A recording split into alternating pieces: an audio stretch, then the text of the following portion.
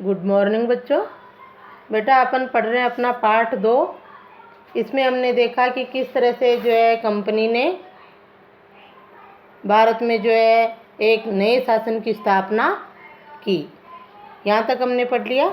आज का टॉपिक हमारा रहेगा कंपनी की फौज। अब क्या है कि कंपनी ने अपने नए शासन की स्थापना कर ली भारत में।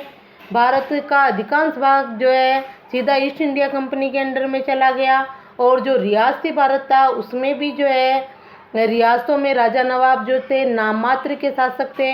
वहाँ अंग्रेजों का रेजिडेंट नियुक्त होता था, सेना की टुकड़ी रहती थी, उस सब का भार उस रियासत के शासक को उठाना पड़ता था। ये सब हमने देखा। तो वो रियासतें भी अंग्रेजों के यानी ईस्ट इंडिया कंपनी के अधीन ही थी।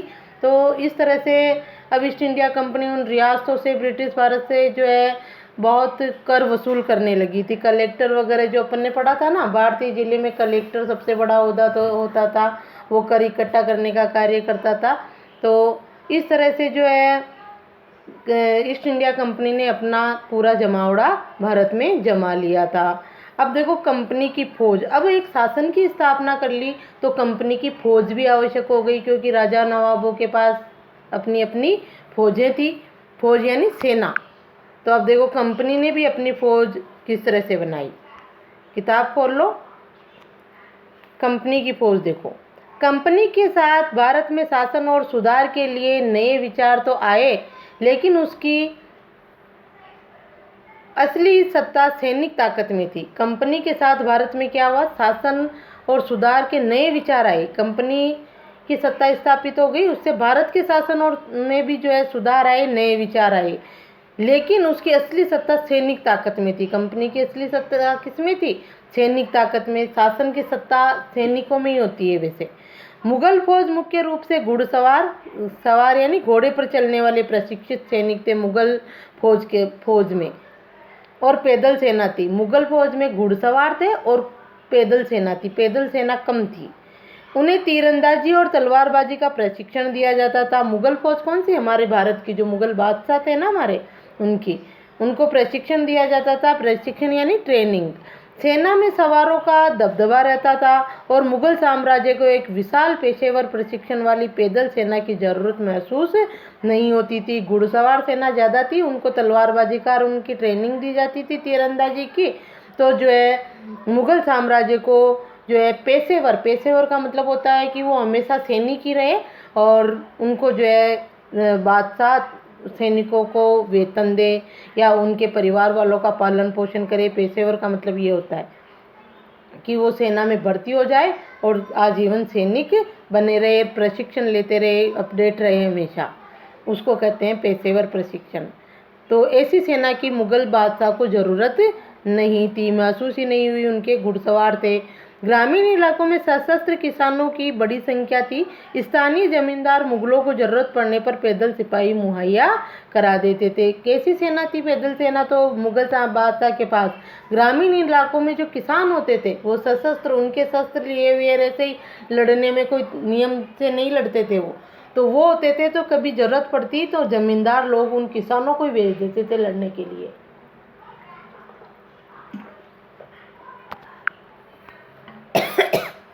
जो बिना प्रशिक्षण प्राप्त थे।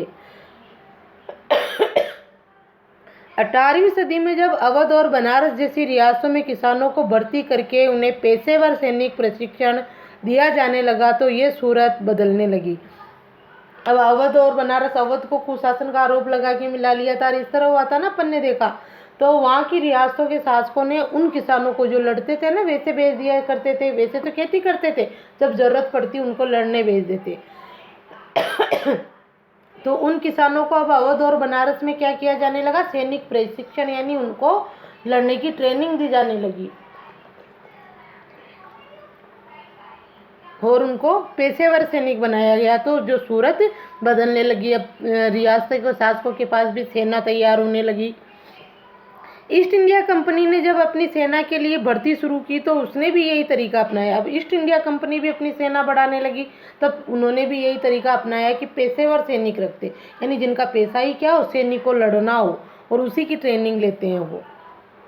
तो भारत में सबसे पहले कौन सी रियासतों ने, अवध और बनारस ने जो है पेशेवर सैनिक प्रशिक्षण दिया। अब ईस्ट इंडिया कंपनी अपनी सेना में भर्ती करती है तो यही तरीका अपनाती है, कौन सी, पेशेवर सैनिकों का, और उनको प्रशिक्षण देने का। अंग्रेज अपनी सेना को सिपाही क्या कहते थे, सिपाही, जो भारतीय शब्द सिपाही से बना है, आर्मी कहते थे।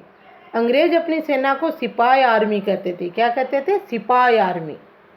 जो अपन कहते हैं ना सिपाही, अभी वो इसी शब्द से बना है। तो ये भी प्रश्न पूछा जा सकता है आपको, अंग्रेज अपनी सेना को क्या कहते थे, सिपाही आर्मी। क्या कहते थे, सिपाही आर्मी। अब देखो 1820 के दशक से जैसे जैसे युद्ध तकनीकी बदलने लगी, कंपनी की सेना में घुड़सवार टुकड़ियों की जरूरत कम होती गई। इसकी वजह यह थी कि ब्रिटिश साम्राज्य बर्मा, अफगानिस्तान और मिस्र में भी लड़ रहा था, जहां सिपाही मस्केट यानी ताड़ेदार बंदूक और मैचलॉक, अंडरलाइन कर लो बेटा, ये शब्द है, ये आपको शब्दार्थ की तरह लिखने हैं। इधर है आपकी किताब में भी, ये सारे शब्द आपको शब्दार्थ की तरह लिखनी है। तो मस्केट क्या होती थी, तोड़ेदार बंदूक, और मैचलॉक से लेस होते थे कौन, सिपाही। कंपनी की सेना के सिपाहियों की बदलती सैनिक आवश्यकताओं का ध्यान रखना पड़ता था, और अब उसकी पैदल टुकड़ी ज़्यादा महत्वपूर्ण होती जा रही थी। मुगल शासक के पास तो कैसी घुड़सवार सेना थी, अब पैदल टुकड़ी ज़्यादा महत्वपूर्ण होती जा रही थी, पैदल सैनिक, क्योंकि ईस्ट इंडिया कंपनी पैदल सेना ही तैयार कर रही थी और उनके पास इस तरह के आधुनिक हथियार भी थे। तो इधर देखो, ये रहा, ये आपका HW है, आज इसको लिखोगे आप, ये धर्मशास्त्र, ये HW है, धर्मशास्त्र हेडिंग डाल के उसकी तरह शब्दार्थ की तरह, पहले भी आया था आपको, वो भी लिखने हैं। संस्कृत की ऐसी कृतियाँ जिनमें सामाजिक तौर तरीकों और आचरण के सिद्धांतों की व्याख्या की जाती है, ये धर्मशास्त्र कहलाते हैं। धर्मशास्त्र ईसा पूर्व 500 वर्ष पहले भी लिखे गए थे। धर्मशास्त्र किसे कहते हैं, यह आ जाएगा सवार, सवार यानी घुड़सवार, घोड़े पर बैठकर जो सैनिक लड़ते हैं ना, उनको कहते हैं घुड़सवार। मस्केट अभी आया था आपके, पैदल सिपाहियों द्वारा इस्तेमाल की जाने वाली एक भारी बंदूक जिसे तोड़ेदार बंदूक कहते थे। मैचलॉक शुरुआती दौर की बंदूक जिसमें बारूद को माचिस से चिंगारी दी जाती थी। इस तरह की ये जो है शब्दार्थ है, तो आपको जो है हेडिंग डालकर ऐसे कैसे ये लिखने हैं, ये HW आपका। आगे देखो, 19वीं सदी की शुरुआत में अंग्रेज एक समरूप सैनिक संस्कृति विकसित करने लगे। सिपाहियों को यूरोपीय ढंग का प्रशिक्षण, अभ्यास और अनुशासन सिखाया जाने लगा। अब उनका जीवन पहले से ज़्यादा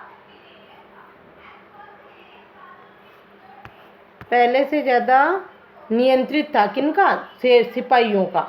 अब जो है 19वीं सदी की शुरुआत में अंग्रेज जो है एक समरूप सैनिक संस्कृति विकसित करने लगे, समान रूप की सैनिक संस्कृति से विकसित करने लगे। उसमें सिपाहियों को जो है यूरोपीय ढंग से प्रशिक्षण देना, नियमित अभ्यास कराना, अनुशासन में रखना, इस तरह से जो है वो अपनी सेना तैयार करने लगे। कंपनी फौज पढ़ रहे हैं ना अपन, ईस्ट इंडिया कंपनी की, तो इस तरह वो अपनी फौज तैयार करने लगे। अब उनका जीवन भी पहले से ज़्यादा नियंत्रित था, कंट्रोल भी था, हर कार्य का टाइम था, टाइम पे उनको वो सारे कार्य करने होते थे। इस कोशिश में कभी कभी समस्याएं भी आ जाती थी, क्योंकि पेशेवर सिपाहियों की सेना खड़ा करने के चक्कर में अंग्रेज कई बार जाति और समुदाय की भावनाओं को नज़रअंदाज कर देते थे। भला लोग अपनी जातीय और धार्मिक भावनाओं को इतनी आसानी से कैसे छोड़ सकते थे?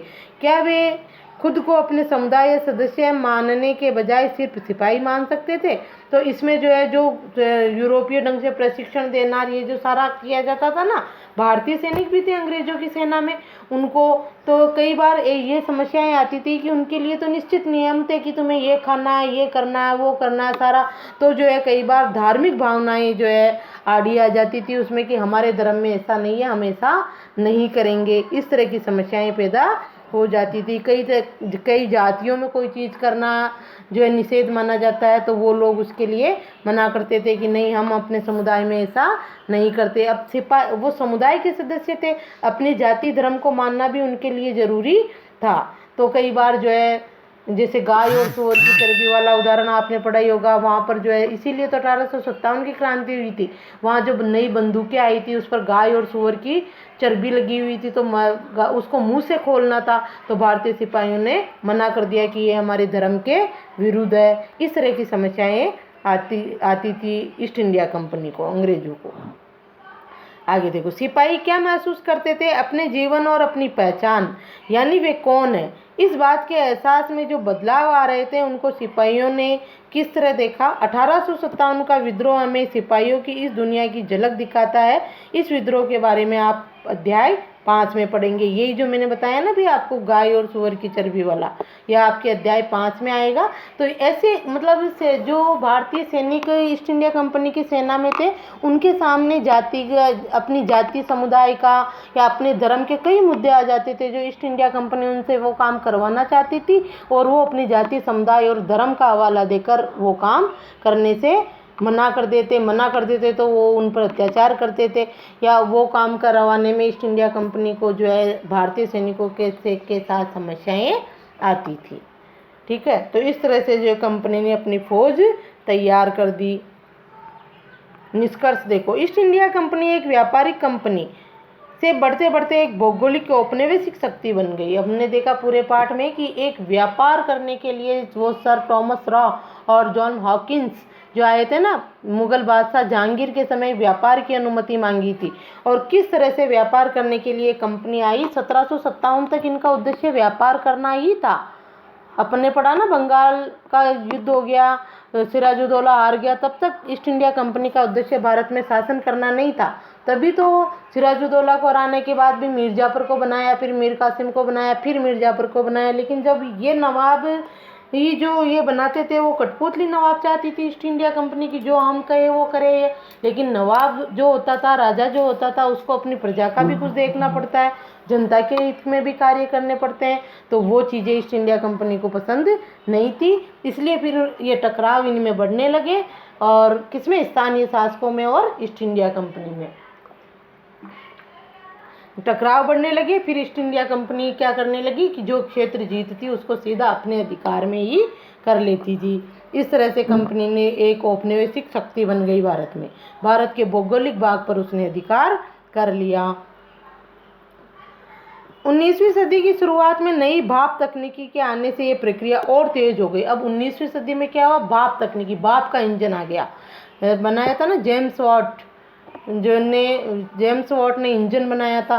तो ये भाप की शक्ति का विकास हो गया, जिससे जो है ज़्यादा जहाज़ें चलने लगी, किसमें? समुद्र में। और जो पहले जो है काफ़ी समय लगता था जहाज़ों को आने में, जिससे अभी भाप के इंजन से जो है जल्दी आ जाती थी। इसलिए जो है ईस्ट इंडिया कंपनी यानी ब्रिटेन से जो है सैनिक और लोग ज़्यादा आवाजाही हो गई भारत में। तो देखो क्या हुआ, तकनीकी के आने से ये प्रक्रिया और तेज हो गई।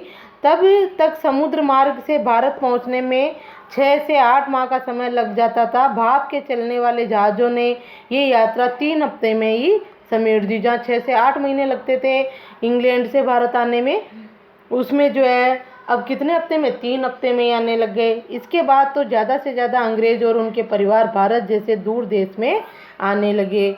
1857 तक भारतीय उपमहाद्वीप के 63% भूभाग और 78% आबादी पर कंपनी का सीधा शासन स्थापित हो चुका था। इस पे भी अंडरलाइन कर लो। देश के शेष भूभाग और आबादी पर कंपनी का अप्रत्यक्ष प्रभाव था। 63% भूभाग पर तो सीधा शासन, सीधा अंडर ईस्ट इंडिया कंपनी के अंडर में ही था शासन। और जो बचा हुआ था, जैसे मैंने बताया ना, 2 प्रकार का भारत था। एक ब्रिटिश भारत जहाँ कंपनी का सीधा शासन था, एक था रियासती भारत। मानचित्र में भी देखा था हमने रियासती भारत, उसमें रियासतों के राजा नवाब होते थे, लेकिन वो भी अप्रत्यक्ष रूप से कंपनी के अंडर में ही था, क्योंकि वहाँ उनका रेजिडेंट होता था। वो राजा को जो है उसके निर्देशानुसार ही कार्य करने होते थे, वो स्वतंत्र नहीं था। कौन? रियासत का राजा। इस प्रकार व्यवहारिक स्तर पर ईस्ट इंडिया कंपनी पूरे भारत को अपने नियंत्रण में ले चुकी थी। कब तक? 1857 तक। प्रत्यक्ष और अप्रत्यक्ष रूप से रियासतों पर अप्रत्यक्ष शासन था, और बाकी जो है 68% जो भारत था, 63% भारत पर जो है कंपनी का सीधा शासन था। इस तरह कंपनी जो है यहाँ हमारी शक्ति बन बैठी, औपनिवेशिक शक्ति बन बैठी, और हमारे देश को गुलाम बना लिया।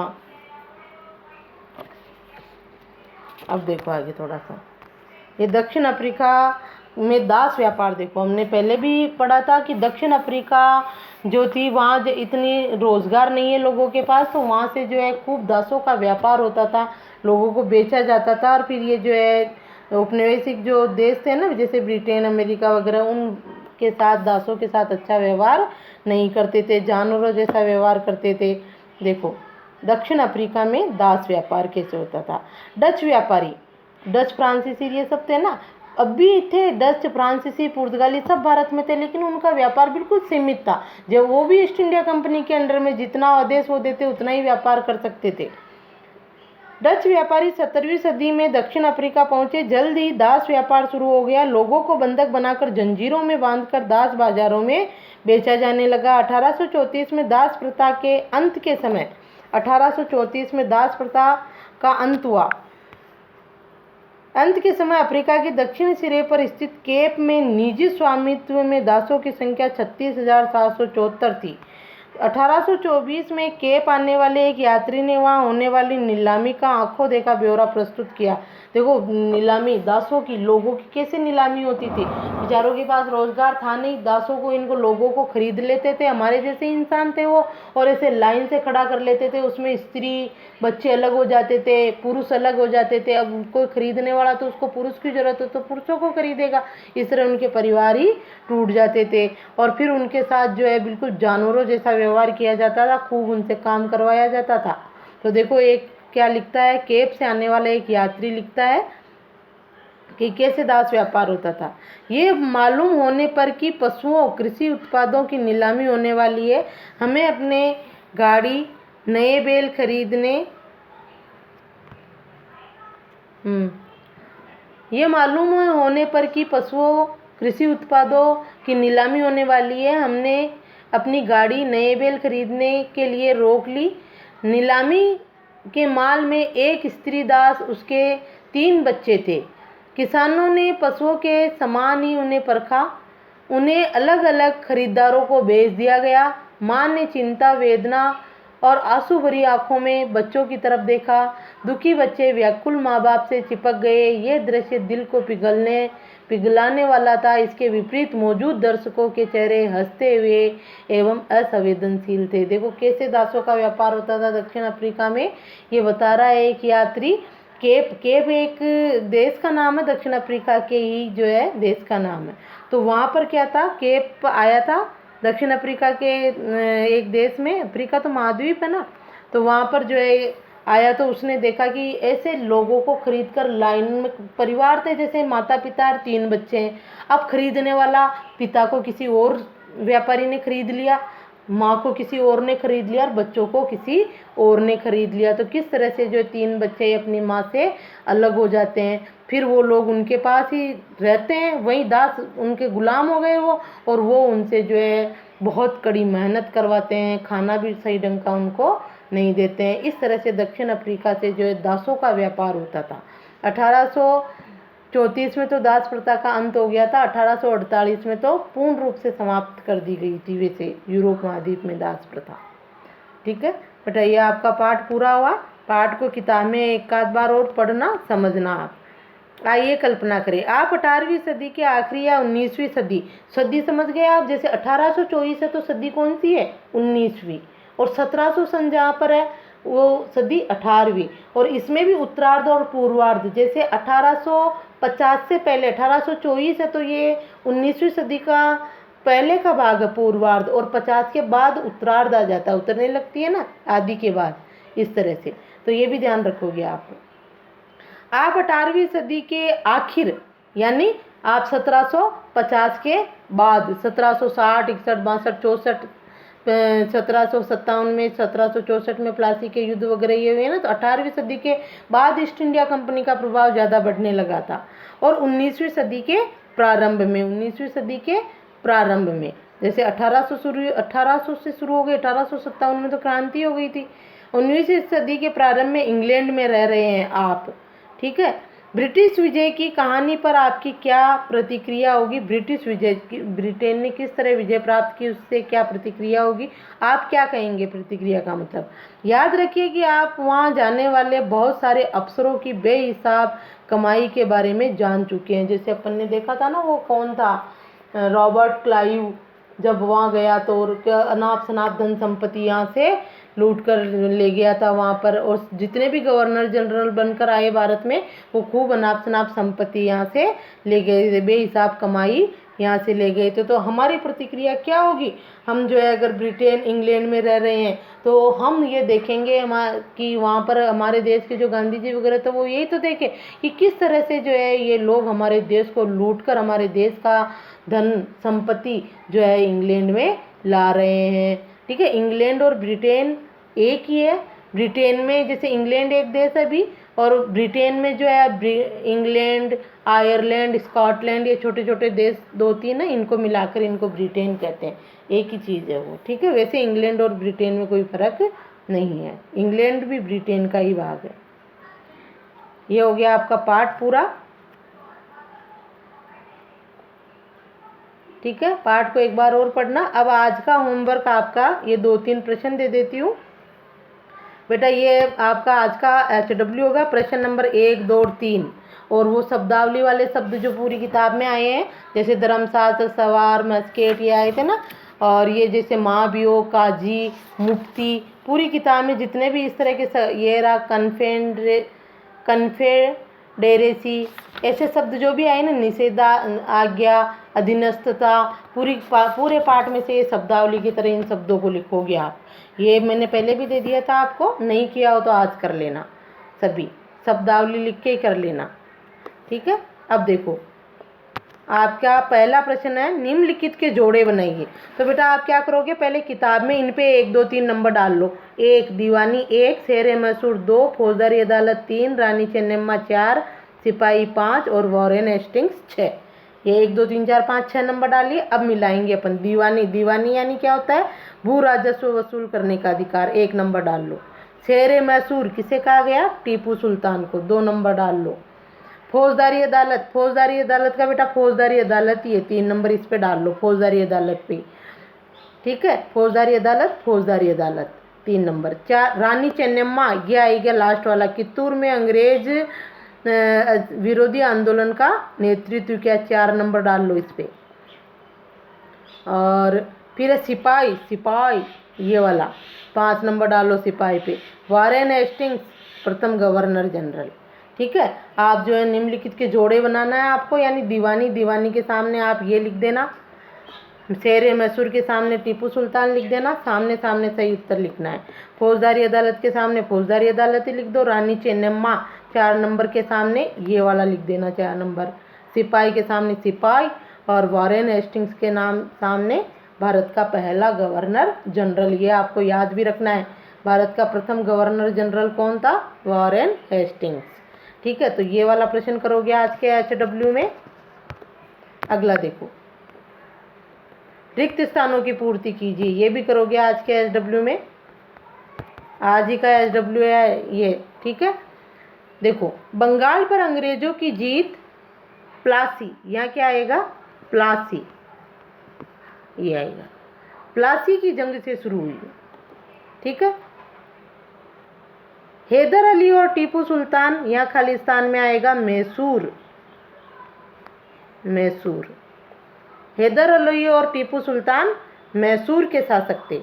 पहले खालिस्तान में प्लासी, दूसरे में मैसूर। भर लो किताब में।